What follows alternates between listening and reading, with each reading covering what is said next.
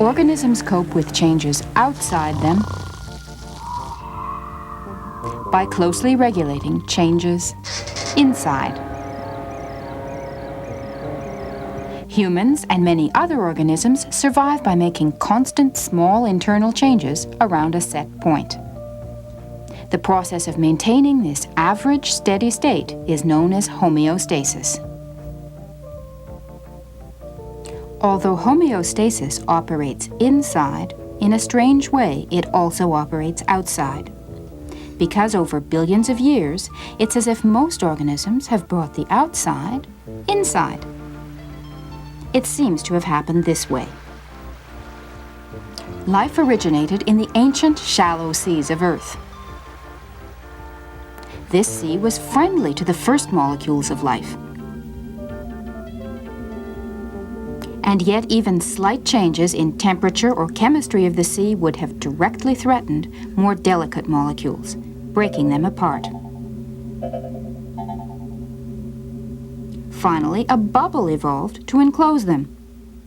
Perhaps this was the beginning of the cell as the unit of life. This cell membrane is thought to be only 2 large molecules thick. Nevertheless, it created an exterior and an interior, and made possible the control of the environment inside the cell. The constant passage of water, nutrients, and wastes keep conditions inside steady. These mechanisms allow a simple, single-celled organism like amoeba to survive, even as the temperature and chemistry of the water around it fluctuate. The situation is the same within organisms made up of many cells. Over the ages, the outside sea has been brought inside the organism. We see striking evidence when we look at the concentrations of some chemicals in ancient seawater.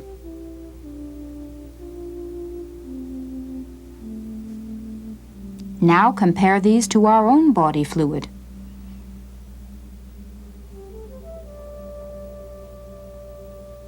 And that of other complex organisms.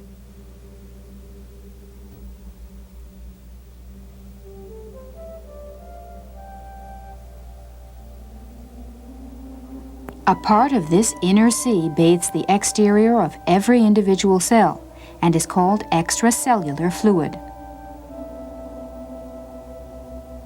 It acts as a reservoir of water for the cell. It supplies nutrients and carries away wastes. Homeostasis begins here with the control of balance between extracellular fluid outside the cell and intracellular fluid within the cell. Together they comprise the sea within. More than half of the average body is made up of this sea. In turn, 2/3 of the sea is intracellular fluid, or ICF. The remaining 1/3 is extracellular fluid, or ECF, which can be further subdivided. 1/4 of the ECF is blood plasma, the watery part of the blood. The remaining 3/4 of the ECF is mostly lymph, a clear fluid which bathes the cells. Several important homeostatic mechanisms produce a steady exchange of water and chemicals, which create a dynamic balance between these fluids.